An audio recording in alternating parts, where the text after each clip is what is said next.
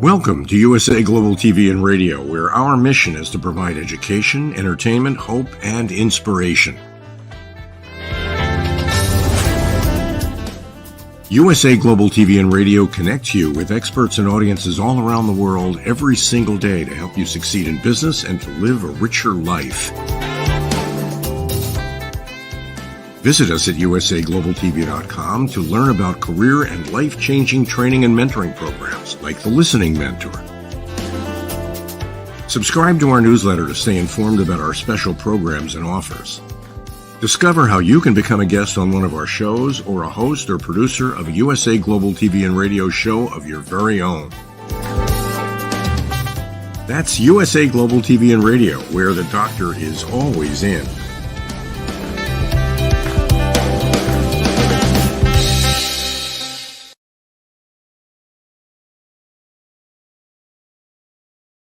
Hello, everyone. A huge welcome. Good morning, good afternoon, good evening, wherever you are in the world. Maybe it's chilly, maybe it's hot, but we are on point here at USA Global TV and Radio as we are providing world-class education, entertainment, hope, and inspiration. Our show today is the United Kingdom News and Culture. It's episode 95. And wherever you are in the world, there's always something going on in the news media in some way, whether it's in Hollywood, whether it's in print, whether it's just something on social media about the royal family, as well as what's going on in the United Kingdom. Well, we're here to set the record straight with our expert correspondents who are there in the United Kingdom, bringing us the latest and greatest. Let's welcome first DIANN FLOYD. She's an international award-winning author of children's books and young adult books, and she has won all kinds of awards. I don't even know how she has time to be with us, but we are thrilled that she is. Let's welcome her to the show. DIANN, hello. Hi, Dr. Jacalyn. I'm blushing in case you can't tell. Thank you. Well, thank you, DIANN. What are you working on now? Actually, I'm starting to work on a lot of short stories, and I'm overwhelmed at the way people are receiving my book. So I would just want to send a thank you out to everyone. And Dr. Jacalyn is so excited. It's exciting. It's number 95. I mean, wow. Kudos for you. And it's just so lovely to be a part of this whole team. Well, thanks so much, DIANN. Thanks for being part of this journey. And let's welcome the rest of our team members, the lovely, vivacious HELENA CHARD. Hello. Hey, so lovely to see you. My goodness, you've got so much energy coming out of you, Jacalyn. Dr. Jacalyn, it's contagious. I love it. I needed it as well. Taking my vitamins. And you're looking very pretty and pink today. Oh, thank you. Well, we're excited to hear what you have to report. And before we get to that, let's welcome the dynamic, the dapper, Mr. Simon MacDonald. Hello. Hello, everybody. It's nice to be home. I think is the term I'm actually looking for. This feels like home today, but it is cold here in Scotland, and I'll let you into a little secret. I've got a hot water bottle on my back today. It is so cold, and the heating is on full blast in the house, and I'm still cold. Oh my goodness. Thanks for sharing that. You know, we actually have some other friends who are show hosts here on our platform, and they're in the United Kingdom wearing, we call them long johns, full fleece blankets with slippers, but yet you see them and they look completely just peaceful. You could think they're on a beach, but they're freezing. So thanks. The show must go on. Absolutely. So as you know, you heard in the introduction, we are always reading things here in the States about the royal family, about the United Kingdom. We don't know if they're true or not true. We've got things on Netflix. So let's just clear the air now and let's just get right into the news and culture episode 95. Let's go over to HELENA. Wow. Well, I don't know what you're hearing in the States, and there's so mumuch going on over here. But do you know what? It's so good to always concentrate on the positive, because there is loads of positive when you sort of get rid of all the frayed edges. But I think I have been, and I am thrilled that the royal family at the moment are showing absolute unity, and that's what's required and needed. And it's really lovely to see the royal family, as in the King and Queen, accompanied by the Prince and Princess of Wales.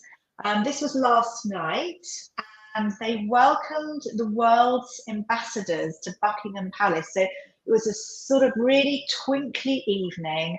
Everyone was dressed up and looked beautiful, lots of smiles, and lots of chatting. So this is, look how beautiful Princess of Wales looks. I love that. You can see everyone's very happy around her. Look at that beautiful Jenny Packham dress, twinkling there. And I don't know what tiara that is, but very beautiful. I must get myself a tiara. But anyway, so it's a really lovely evening had by all. It's the diplomatic yearly reception, which celebrates London as home to one of the largest diplomatic corps in the world. So a really great evening, and everyone looked very relaxed. I mean, there's lots going on, obviously, with books, and I hope you can hear me. I can hear doubling up, but I will keep talking. We can hear you. Oh, great stuff, great. So really fabulous conversation, and lots of great photographs were taken. Amazing as well that the Princess of Wales had earlier been at an event, as she does so well. She'd opened a children's day surgery unit at Evelina, London, which is it's a children's hospital. And she was wearing her trouser suit, her daily look of yeah, there we go. It's sort of like a teal blue Alexandra McQueen suit, and she had her blue high heels on as well. But this is fabulous. She's a patron of Evelina London Children's Hospital, has been since 2019. And this unit that's been opened is going to really change the way children and family are cared for, because everything's under one roof. So being in one place, they can see thousands and thousands more children each year. So again, everyone was really happy to chat. She turned up, smiles, she just manages to emulate something very special. And there is obviously a lot of negativity around, so good on her. I mean, she represents the royal family so well. And I think what was lovely as well was to see inspirational Tony Hudgell. Now, we've discussed him a few times. He's hoping to spread his Christmas magic. Now, just as a reminder, Tony Hudgell, from a very young age, I think from 41 days old of his life, believe it or not, was unfortunately abused by his parents. He had terrible injuries and unfortunately had to have his legs amputated, but that's not held him back. And he really is an inspiration to everybody. He decided he wanted to raise loads of money. I can't remember his name, Captain, anyway, it will come to me shortly, but he took lead from him. He raised £2 million, and actually this went to the Evelina London Children's Hospital. So £2 million. He's only young. I mean, I think we sort of met him at the age of 4 years old. Absolutely cheeky chappy, full of chat, really great. And he's now spreading his Christmas cheer. He's doing a new thing where he's taking presents to children who are ill and have challenges. And he's travelling around, so that's something he's doing now. But the great thing is he met the Princess of Wales yesterday, and they chatted and had photographs taken. And he said he was going to write a story about the second time, which is the second time that he met her, and said that she was very beautiful. But amazing that he's raised that $2 million and is carrying on raising loads and loads of money. So that's great. So, I think did incredibly well. And I think we've seen the photographs of how beautiful she looked.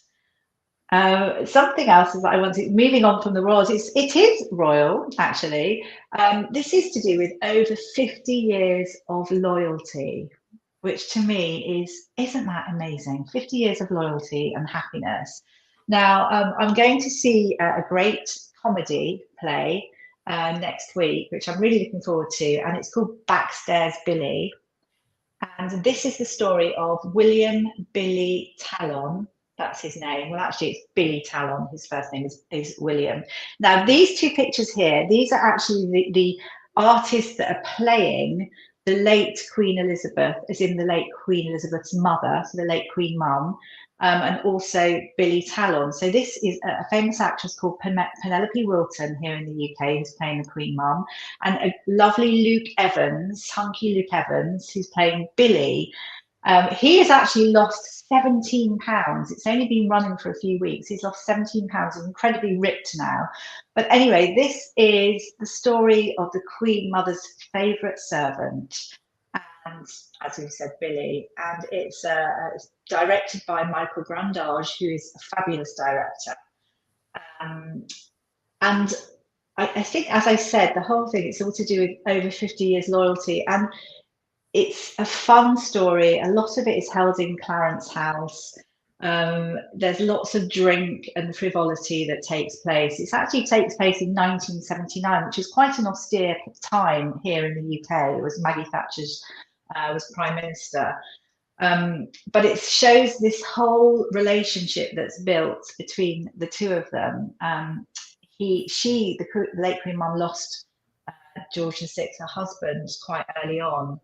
And then, in fact, spent so much time with Billy, who was, in effect, like her butler. Just a little bit as well about him in real life. From a very young age, from about 10 years old, he wanted to work with the royal family. He wrote to them every year. And eventually, at 15, he was actually employed just as an assistant. And then he went on in 1954 to work with the Queen Mum. This is a performance that's on at the Duke of York Theatre, which was opened in 1892. I am just incredibly excited to see it because I think it's going to be good fun. And obviously, you've got Yorkshire Terriers and things like that are going to be on stage, and I'm so excited. I love anything that's on in London, but this is something different. And I think the director decided to do it because obviously he saw The Crown was doing so well, Helen Mirren as the Queen doing so well, and he thought, actually, this is something which is history and reports something really quite positive. And I know for the Queen Mum, she respected him, and that's Billy Talon, incredibly, and adored him for her whole life. And actually, you know, the thing is, at her funeral, you saw him there. He is with the corgis. Oh, that's him, the real one. And he was actually crying at her funeral. They really they formed such a strong bond. So incredibly happy. And going from one thing to another, because obviously that was held and it takes place in Clarence House. And today, Queen Camilla, she's invited many children and families to decorate the Clarence Christmas tree. I'm feeling very twinkly. Now, this actually is not taken from today. This is last year. But the lovely thing she does is she invites lots of children and families, support that sort of the patronages that the Queen supports each year. So this year, it's the Helen and Douglas House charity, and also Roald Dahl's Marvellous Children charity. And there are lots of, it's so funny with them putting Christmas decorations up, but she always does that, and there's Father Christmas and lots of twinkly things and food and chatting that goes on. But that's happening today. And I think the Roald Dahl Marvellous Children charity as well, they've got some wonderful nurses that look after children that are terminally ill, and they do such a great job. So I really hope everything's going well. I'm sure it is, and I can't wait to see all the footage. I can't be there, but one of those things. I can imagine it's Christmassy. I'm feeling Christmassy, which is actually quite rare, I have to say. But I'm going to, I think, Roald Dahl. I think moving on, I'm going to talk about Charlie and the Chocolate Factory.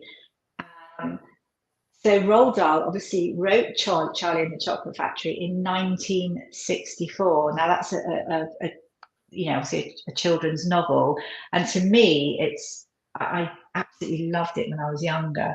And it's the whole adventures of Charlie inside the chocolatiers, Willy Wonka's factory. And from this, a new film is coming out this Friday. It has already premiered, and I think it's coming out in a few weeks in the States. And it tells the whole wondrous story of how the world's greatest inventor, magician, chocolate maker sort of became the beloved Willy Wonka. And it's going to be a really sort of heartfelt, soft, joyful, magical, creative film. I mean, again, I'm sort of a child at heart, and I love all these stories, these kind of, they're not children's, I think they're for everybody. So it's released Friday. It's actually being made by the same team that did Paddington 2. It's written by Paul King. And Timothy Chalamet, who's a great actor, he plays Willy Wonka. And Hugh Grant plays the Oompa Loompa, which I can't believe that Hugh Grant's agreed to play an Oompa Loompa. That's a very odd one. But the exciting thing, this is just to give a little bit of that's obviously the Roald Dahl, the book, the original one, Charlie and the Chocolate Factory, that I remember so well. But I just think it's going to be so lovely. And the thing that I take from this, and in fact, it finally weaves its way through everything, is every good thing in this world started with a dream. So hold on to yours. And I think that's so powerful, because that can be applied to everything and everyone. And this is the film, which is going to be shown this Friday. That's really where it starts, which is really exciting, I think. And moving on from there, I believe we have, now let me just try and think. I think we've got a lovely little video that I will just a little bit I want to speak about, because I'm feeling quite twinkly and quite Christmassy at the moment, as I've mentioned. So Kew Gardens is a botanical garden in Kew, which is the site of a former estate in the London Borough of Richmond. It's actually a former royal estate, sorry, should I say, and that's sort of on the Thames in a way. And in 2003, it was made a UNESCO heritage site. It was privately owned by Gardens, intended sort of in the 16th century. But just wanting to show really sort of some glittering tunnels of light and, you know, dancing lakeside reflections and trees and jewel light, I don't know, colours and everything. Just a little taste of Christmas. So it'd be lovely to play this. In fact.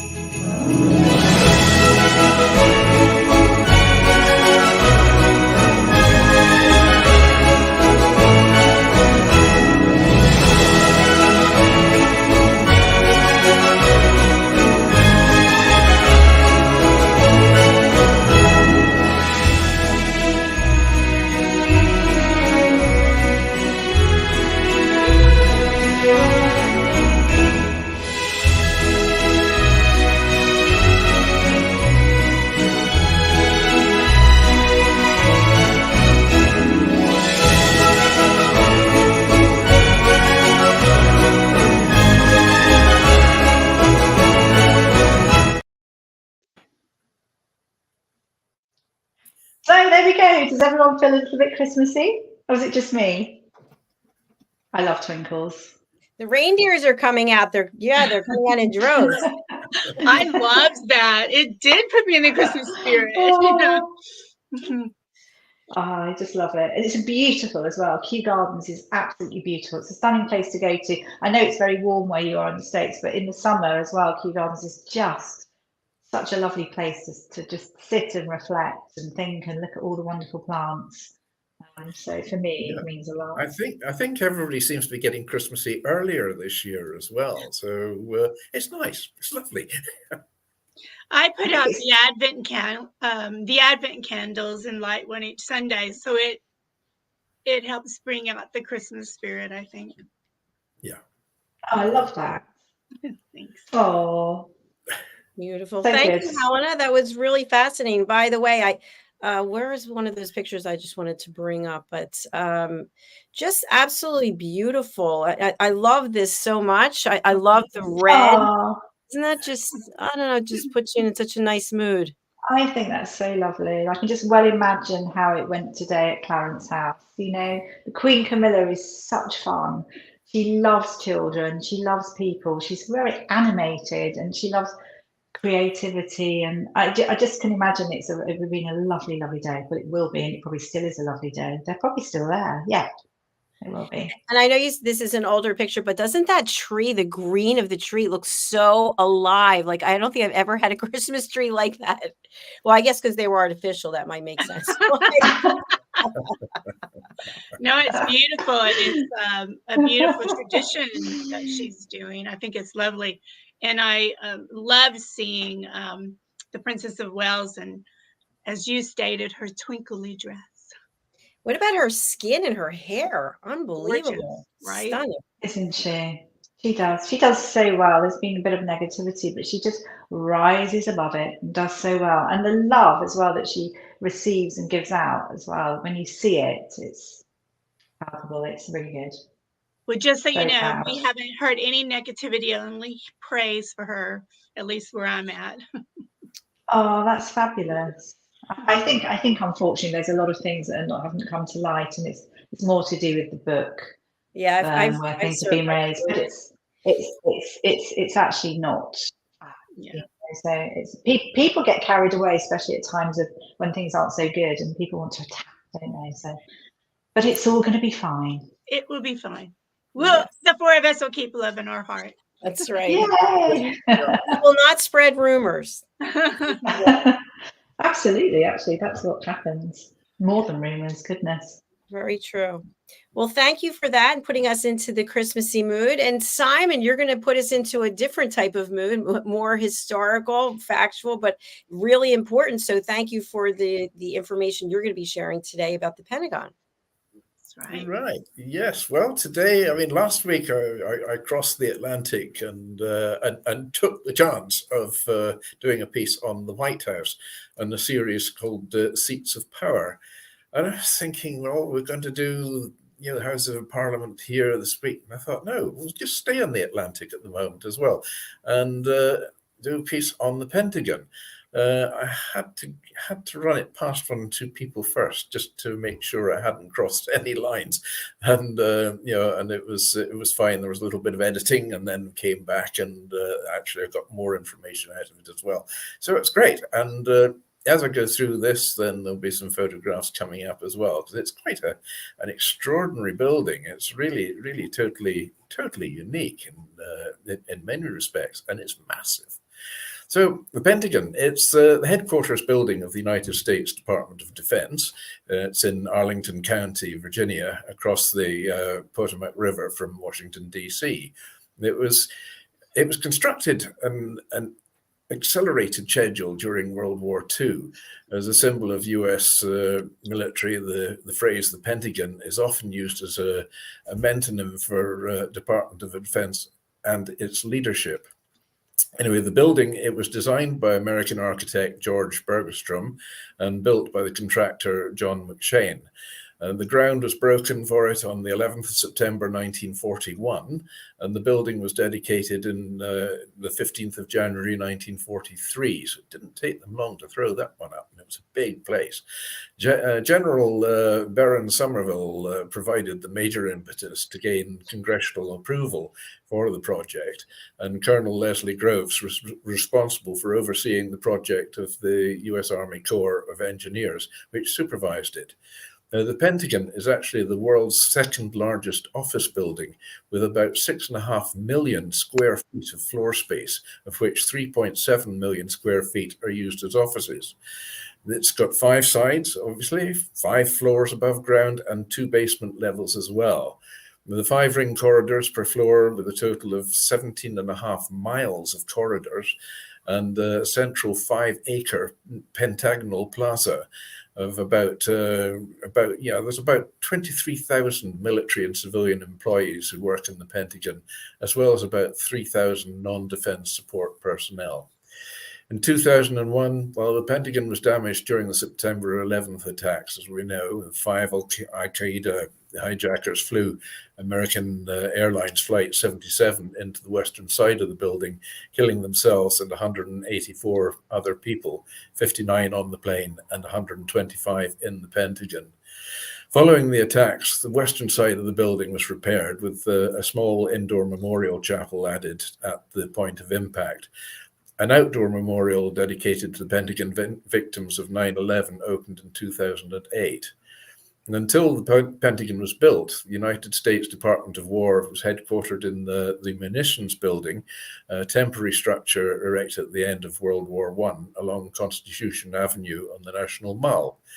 The War Department, which was a civilian agency created to administer the US Army, was spread out in additional temporary buildings on the National Mall, as well as dozens of other buildings in Washington, D.C., Maryland, and Virginia. So in the late 1930s, during the Great Depression, federal construction program, a new War Department building was constructed on the 21st and C Streets of Foggy Bottom. But upon completion, the new building did not solve the department space problem. It became the headquarters of the Department of State instead. So when World War II broke out in Europe in 1939, the War Department rapidly expanded to deal with current issues, and in anticipation that the United States would be drawn into the conflict, of course. So Secretary of War Henry L. Stimson found the situation unacceptable, with the munitions building overcrowded and department offices spread out in additional sites. Stimson told US President Franklin D. Roosevelt in May 41 that the War Department needed additional space. So on the 17th of July, 1941, a congressional hearing took place organized by Congressman Clifton Woodrum regarding proposals for the new War Department buildings. Woodrum pressed Brigadier General Eugene Raybould, who represented the War Department at the hearing, for an overall solution to the department's space problem. And rather than building yet more temporary buildings, so Raybould agreed to report back to the congressman within 5 days, and the War Department called upon its construction chief, General Brennan Somerville, to come up with a plan. Government officials agreed that the War Department building, officially designated Federal Office Building Number 1, should be constructed in Arlington County, Virginia, across the Potomac River from Washington, D.C. Requirements for the new building were that it be no more than 4 stories tall, and it used just a minimal amount of steel to reserve that resource for war needs. So the requirements meant that instead of rising vertically, the building would be sprawling over a large area. Possible sites for the building included the Department of Agriculture's Arlington Experimental Farm, adjacent to the Arlington National Cemetery, and the obsolete Hoover Airfield site as well. The first site chosen was Arlington Farms, which had an asymmetric, roughly pentagonal shape, so the building was planned accordingly in an irregular pentagon. I'm concerned that the new building could obstruct the view of Washington, D.C. from Arlington Cemetery, President Roosevelt selected the Hoover Airport site instead. Well, the building retained the pentagonal layout because Roosevelt liked it, and a major redesign at that stage would have actually been too costly. And freed of the constraints of the Arlington Farm site, the building was actually modified into a regular pentagon, so it represents the star forts constructed during the Gunpowder Age. 28th of July, Congress authorized funding for a new Department War building in Arlington. President Roosevelt officially approved the Hoover Airport site on the 2nd of September. While the project went through the approval process in late July 41, Somerville selected the contractors, including John McShane, Inc. of Philadelphia, which had built Washington National Airport in Arlington, the Jefferson Memorial in Washington, and the National Naval Medical Center in Maryland, along with Wise Constructing Company as well, and Doyle and Russell, both from Virginia. So it was quite a conglomeration there. But in addition to the Hoover Airport site and other government-owned land, construction of the Pentagon required an additional 287 acres, which were acquired at a cost of $2.2 million, which is the equivalent of $33.9 million of today's money. The Hell's Bottom neighborhood, consisting of numerous pawn shops and factories and approximately 150 homes and other buildings around Columbia Pike, was cleared to make way for the Pentagon. So later, 300 acres of land were transferred to the Arlington National Cemetery and to Fort Mayer, leaving 280 acres for the Pentagon. The Pentagon building itself spans 28.7 acres and includes an additional 5.1 acres as the central courtyard, as I mentioned. And starting with the north side and moving clockwise, its 5 facade entrances are the Mall Terrace, the River Terrace, the Concourse or metro station, and the South Parking, and the heliport, of course. On the north side of the building, the Mall entrance, which also features a portico, leads out to a 600-foot-long terrace that's used for ceremonies. The river entrance, which features a portico projecting out 20 feet on the northeast side, overlooking the lagoon and facing Washington. There's a stepped terrace to the river entrance, which leads down to the lagoon until late 1960s to ferry personnel from Bolling Air Force Base and the Pentagon. The main entrance for visitors is on the southeast side, as are Pentagon Metro Station and the bus station. And there's also a concourse on the southeast side of the second floor of the building, which contains a mini shopping mall. And the south parking lot adjoins the southwest facade, and the west side of the Pentagon faces Washington Boulevard. Concentric rings are designed from the center out as A through to E, with additional F and G rings in the basement. So E-ring offices are the only ones with outside views and are generally occupied by senior officials. Subterranean floors in the Pentagon are lettered B for basement and M for mezzanine. Now there's logic. The concourse is on the second floor of the metro entrance, and above ground floors are numbered 1 to 5. Again, straightforward. It's possible to walk between any 2 points in the Pentagon in less than 10 minutes, though the optimal route may involve a brisk walk, routing through the open-air central courtyard as well. The complex includes eating and exercise facilities, as well as meditation and prayer rooms and various other rooms as well. The Pentagon has 6 Washington, D.C. zip codes, despite its location in Arlington County in Virginia. U.S. Secretary of Defense and the Joint Chiefs of Staff and the 4 service branches actually each have their own zip code for it.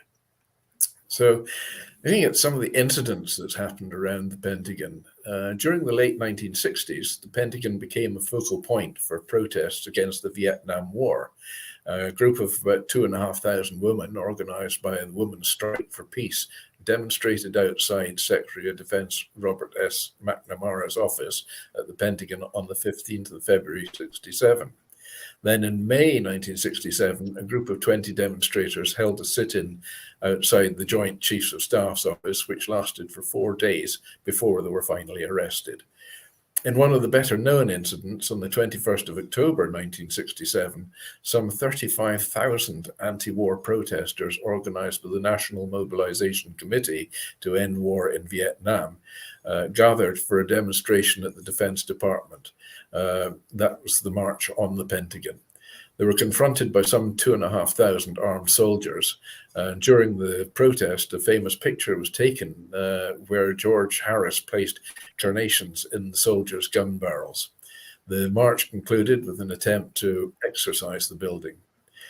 Then on the 19th of May, 1972, the Weather Underground organization bombed a 4th-floor women's restroom in retaliation for the Nixon administration's bombing of Hanoi in the final stages of the Vietnam War. On the 17th of March, 2007, 4,000 to 15,000 people, estimates seem to vary quite significantly in this one, protested the Iraq War by marching from the Lincoln Memorial to the Pentagon's North parking lot. And then, of course, on September the 11th, 2001, which coincidentally was the 60th anniversary of the Pentagon's groundbreaking, the 5 Al-Qaeda affiliated hijackers took control of American Airlines Flight 77 en route from Washington to Los Angeles and deliberately crashed the Boeing 757 airliner into the western side of the Pentagon at 9:37 a.m. as part of the September 11 attacks. It was the final significant foreign attack on federal facilities in the capital area since the burning of Washington during the War of 1812. The impact, it severely damaged the outer ring of one wing of the building and caused its partial collapse. At the time of the attacks, the Pentagon was under renovation, fortunately, and many offices were actually unoccupied, resulting in fewer casualties. Due to the renovation work, only 800 people were there, as opposed to the usual 4,500, so it could have been an awful lot worse. Furthermore, the area hit on the side of the heliport facade was the section which was actually best prepared for such an attack. The renovation there had almost been completed. So it was the only area of the Pentagon with a sprinkler system, and it had been reconstructed with a web of steel columns and bars to withstand bomb blasts. So the steel reinforcement bolted together to form a continuous structure through all of the Pentagon's 5 floors kept the section of the building from collapsing for 30 minutes, which was enough time for hundreds of people to eventually crawl out to safety. The area struck by the plane also had blast-resistant windows, which are 2 inches thick and 2,500 pounds in weight each. That stayed intact during the crash and the fire. It had fire doors that opened automatically and newly built exits that allowed people to get out. And contractors already involved with the renovation were given the added task of rebuilding sections of the damage in the attacks. This additional project was named Phoenix Project and was charged with having the outermost offices of the damaged section occupied by the 11th of September 2002. When the damaged section of the Pentagon was repaired, a small indoor memorial and chapel were added at the point of impact, and an American flag is hung each year on the side of the Pentagon damaged in the attacks, and the side of the building is illuminated at night with blue lights. After the attacks, plans were developed for an outdoor memorial with construction underway in 2006. And this Pentagon memorial consists of a park of 2 acres of land containing 184 benches, 1 dedicated to each victim. And the benches are aligned along the flight line of Flight 77, according to the victims' ages as well, from age 3 to 71. And the park opened to the public on the 11th of September 2008. So, and it's an interesting story and a very poignant story as well. And just seemed to be so many coincidences with it as well, with the 9/11 attack being on the same date of 9/11 as when ground was first broken to build the Pentagon. Wow, this was fascinating. Wow, that was amazing. I learned so much that I didn't know, and I live here in this country. Diane, I bet that a lot of that you knew. No, I learned a lot, and I am glad that you reminded us that the ground breaking for the building was on September 11th. Very, very interesting. It's incredible. I mean, in history, you do find there seems to be lots of coincidences as this. I mean, numerologists have all sorts of theories about it, but yeah, it is. It's quite. It's almost quite spooky when you get a coincidence like that happening. I thought it was also interesting that it's only a 10-minute walk from any part to another part there. That's it. And 17.1 miles of corridors. If you take a wrong turning, okay, your 10 minutes gets multiplied somewhat. And I'm quite sure a lot of people, even people who work there day in, day out, they probably do take wrong turnings from time to time. But there is that shortcut across the plaza in the middle as well. But I mean, that plaza in the photographs actually looks quite small, but it's 5.5 acres. So it's, the scale of it all is incredible. Yeah, there it is with the trees growing in the middle. And that's 5.5 acres in there. It's I drive past it all the time when I'm visiting my kiddos, and just the parking lot alone, or the parking lots alone, yeah, are massive. They're bigger than a mall. I mean, trying to find your car in amongst that lot, it'll take you forever. But I mean, my sort of connection to the Pentagon is I used to supply it with smoked salmon. For those who had the outside office views. So. Of course you did. I thought that was very interesting about the zip codes for each branch of the military. Yeah, it's just so they, because each branch of the military have got their own secrets from the other as well. So it just makes sure that one doesn't get cross paths. I mean, could you imagine the mailroom in that place? It's got to be really something else. Yeah, I never thought about it, but I bet you're right. Yeah. Yeah, absolutely. And the security too. Well, Well, thank security, you. That was, different that matter was altogether. fascinating. Definitely. Well, both of you, Helen and Simon, once again, both of you stepping up and providing this world-class information for us and for our audiences. Thank you very much. My pleasure. Do you want a few of on this day? Because I've got one or two Let's there. hear it. So on this day in 1790, US Congress moved from New York City to Philadelphia in Pennsylvania. In 1973, Gerald Ford was sworn in as the first unelected vice president, succeeding Spiro Agnew, who resigned over corruption allegations. Birthdays, well, I've got Henry VI, King of England, and he was 1421, he was born in Windsor Castle in England. And then who's the next one we've got? We've got, yes, oh, we've got a sad one. We've got a death. St. Nicholas in 343 AD. The Greek bishop who became the model for Santa Claus died at the age of 73. So there we go. But don't tell the kids that. Santa Claus is alive and well. That's an unusual one, isn't it? It is rather an unusual one. You know, I mean, don't ask me how I managed to dig up all these things and so on. Some of them actually already have implanted in there. Why, I don't know. No, they're always interesting, though. I think I shared with you when I was at another channel before I started this, the guy that I worked with, the announcer broadcaster, he would always do on this day. And it was always related to food. It's National Hoagie Day. It's National Donut Day. It's Cheese and Ham Day. And he'd always bring me food, which I loved. Whatever it was he brought in. So we're getting a little deeper here on this platform. So thank you for that. No, it's very, I mean, I have great fun, great pleasure in drawing these things out and so on. It's good over a dinner party as well. You suddenly just sort of drop one of these things in. I mean, it's a conversation stopper, especially about St. Nicholas. But also, you gave a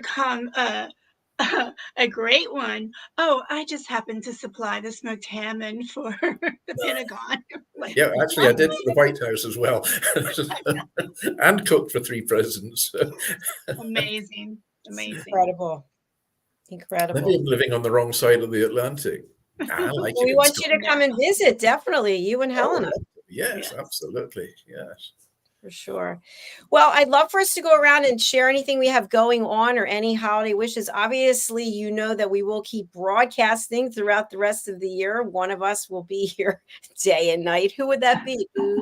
So we will still be here. I think, what day does Christmas fall on? Is it It's a Monday this time. A Monday, okay. Yes, Monday. and it's on the 25th of December, just in case you didn't know. Okay, I did know that, yes, for sure. It starts at midnight and runs right through to the following midnight.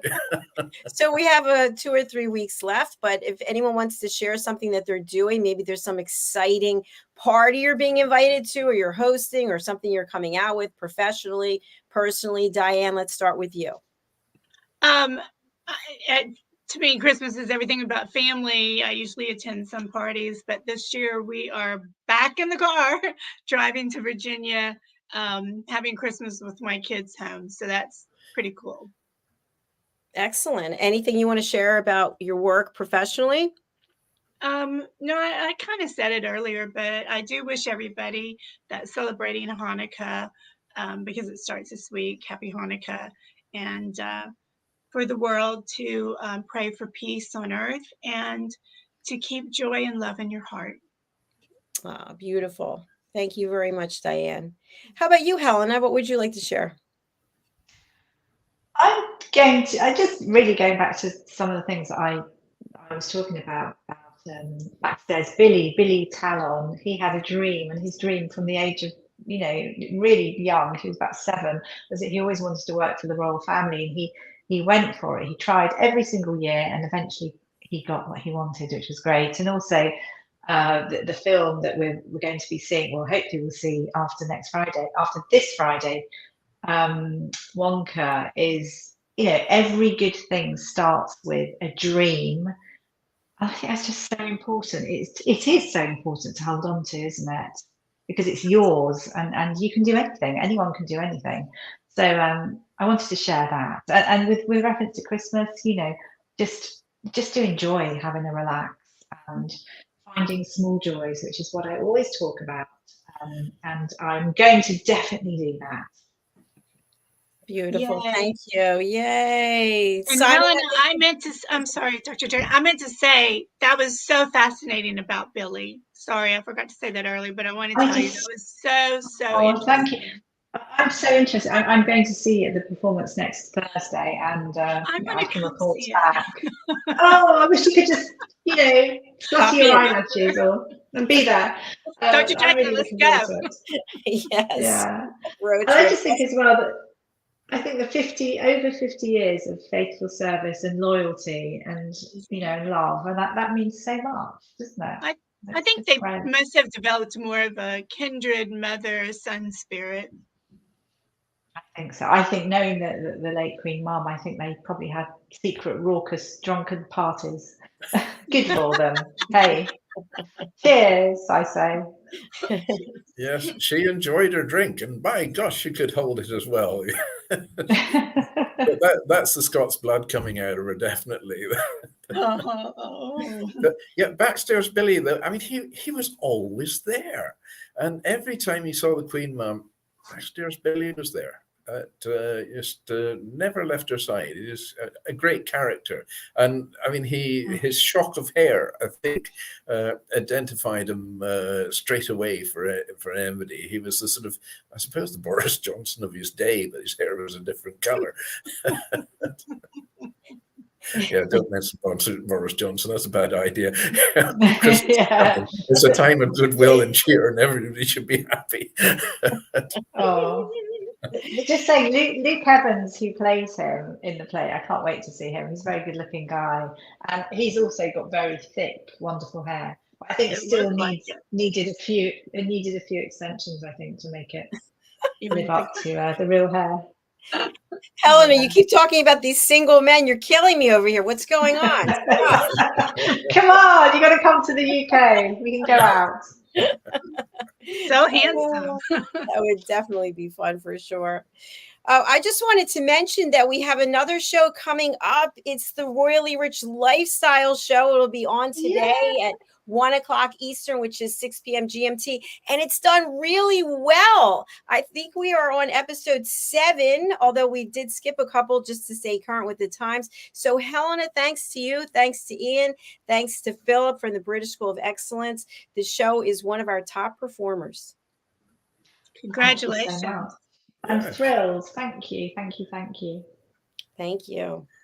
All right, we are going to be signing off. Our next show is coming up. It's Global Socialpreneurs starring Anne Scotland, and it's a highlight reel of some of the best for this year. So if you haven't joined the show before, please do tune in, and then we'll be followed by the Royally Rich Lifestyle Show. So thanks again for being here. We'll look forward to seeing you next week. And thank you all. Thank you, Diane. Thank you, Simon. Thank you, Helena. It's been an absolute pleasure. And of course, I really appreciate you and all the effort that you put into preparing for today. It's been great fun. Great job. All right. Thank you. Bye for now. Bye, everybody. Bye. Bye. Bye.